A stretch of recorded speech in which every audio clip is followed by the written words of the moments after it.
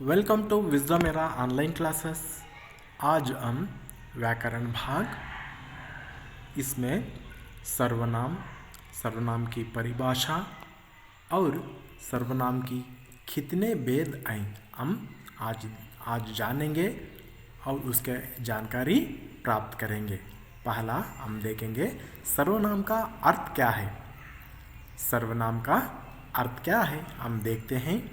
सर्वनाम सर्व यानी सर्वनाम ऐसे शब्दों को कहते हैं जिनका प्रयोग संज्ञा के स्थान पर होता है। यहाँ संज्ञा के बदले हमें प्रयोग करते हैं, उसे कहते हैं संज्ञा, सर्वनाम कहते हैं। संज्ञा का अर्थ नाम है। सर्व का अर्थ है सब, सर्वनाम का अर्थ है सबका नाम, सबका नाम है। सब नामों के बदले हमें प्रयोग करते हैं, उसे सर्वनाम कहते हैं। हम देखते हैं अब पहला इस तरह है। मोहित ने मोहित के भाई से कहा कि मोहित की माँ से पूछकर कल मोहित के दोस्त के घर जाएगा। यहाँ देखिए, यहाँ उतना स्पष्ट नहीं हो रहा है कि बार बार यहाँ नाम का प्रयोग किया है। नाम मतलब यह संज्ञा का प्रयोग हुआ है। यह अच्छा नहीं लग रहा है ना, अटपट हो रहा है कुछ, इसलिए हमें देखेंगे सर्वनामों का प्रयोग। मोहित ने अपने भाई से कहा कि वो माँ से पूछकर कल अपने दोस्त के घर जाएगा। यहाँ देखिए, हमें सर्वनामों का प्रयोग किए हैं। यहाँ अच्छा लग रहा है देखने में और पढ़ने में भी, है ना। अब हम एक एक देखते जाएं सर्वनाम के भेद क्या है। सर्वनाम के भेद इस तरह है। पहला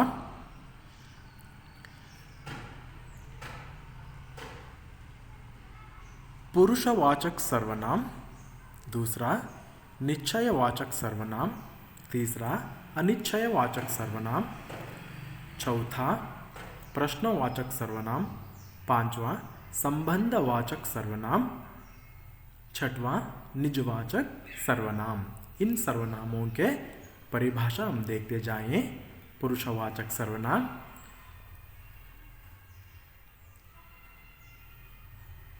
जिन सर्वनाम शब्दों का प्रयोग बोलने वाले, सुनने वाले या अन्य व्यक्ति के लिए किया जाता है वे पुरुषवाचक सर्वनाम कहलाते हैं। जैसे मैं, तुम, वह आदि, है ना छात्रों।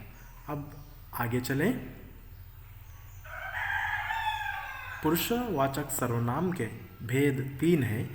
पहला उत्तम पुरुष, दूसरा मध्यम पुरुष, तीसरा अन्य पुरुष। अब इसके बारे में भी हमें जानकारी प्राप्त करें। देखिए, उत्तम पुरुष क्या है। जिस सर्वनाम को बोलने या लिखने वाला अपने लिए प्रयोग करता है उसे उत्तम पुरुष कहते हैं। यहाँ देखिए, यहाँ बोलने वाला और लिखने वाला अपने लिए प्रयोग करता है। मैं टीवी देखूंगा। हम 5वीं कक्षा के छात्र हैं। मेरा नाम अनिल है। यहाँ देखिए, केवल अपने लिए ही प्रयोग किया है ना। ये क्या है, उत्तम पुरुष है। मध्यम पुरुष हम देखते हैं। जिस सर्वनाम को बोलने वाला सुनने वाले के लिए प्रयोग करता है उसे मध्यम पुरुषवाचक सर्वनाम कहते हैं। यहाँ देखिए, बोलने वाला किनके लिए, सुनने वाले के लिए प्रयोग करता है। कहीं तो अपोजिट, हमारे अपोजिट कौन रहेगा, उसके लिए उपयोग करते हैं। देखिए, तुम चित्र बनाओ। यहाँ देखिए, इस चित्र में तुम चित्र बनाओ बोलकर बोल रहे हैं, है ना।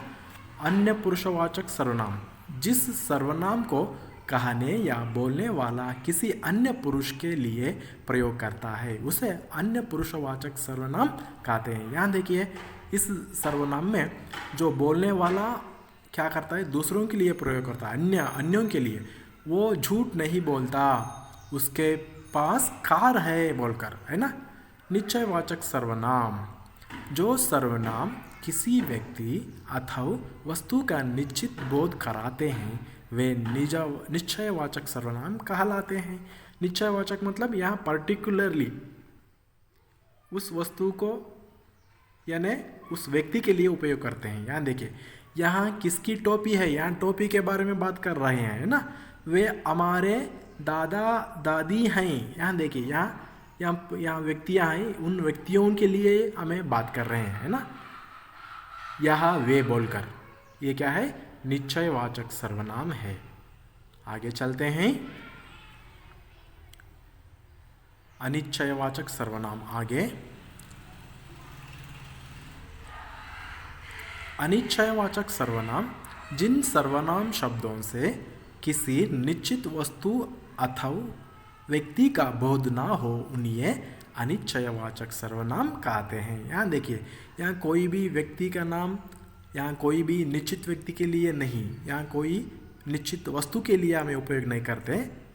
देखिए यहाँ उदाहरण, कोई गाना सुनाओ, कोई सुनाओ, कुछ रुपये माँ को दे दो। कुछ रुपये, कितना रुपये पता नहीं है ना।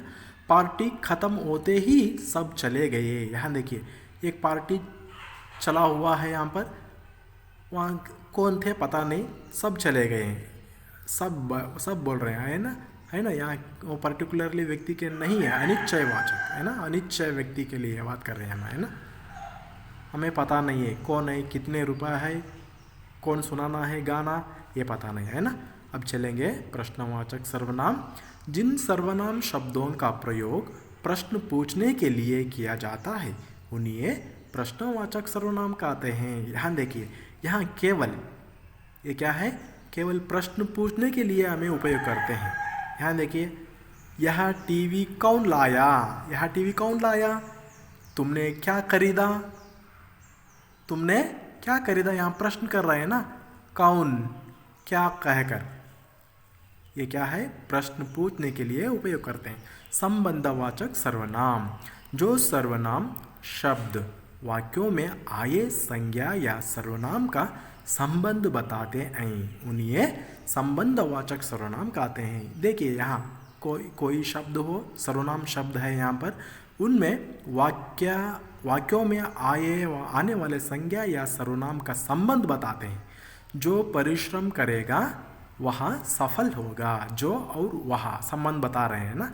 बच्चे वही कहानी सुनेंगे जो नहीं हो, बच्चे वही कहानी सुनेंगे जो नहीं हो। यहाँ देखिए, जो, वह और वही, जो, ये उदाहरण। निजवाचक सर्वनाम देखेंगे अब। जो सर्वनाम निज यानी स्वयं के लिए प्रयोग किए जाते हैं वे निजवाचक सर्वनाम कहलाते हैं। देखिए, अपने स्वयं के लिए, केवल खुद के लिए यहाँ उपयोग करते हैं, है ना, पर्सनली, वो है निजवाचक सर्वनाम है। यहाँ देखिए उदाहरण, मैं यहाँ कार्य स्वयं कर लूँगा। खुद, अपने लिए बात कर रहे हैं ना, मैं यह कार्य स्वयं कर लूँगा। वह खुद ही चला गया, वह क्या, अपने आप ही चला गया, खुद यानी स्वयं चला गया। अच्छा छात्रों, फिर मिलते हैं अगला टॉपिक के अंदर, वहाँ तक स्वस्थ रहिए। धन्यवाद।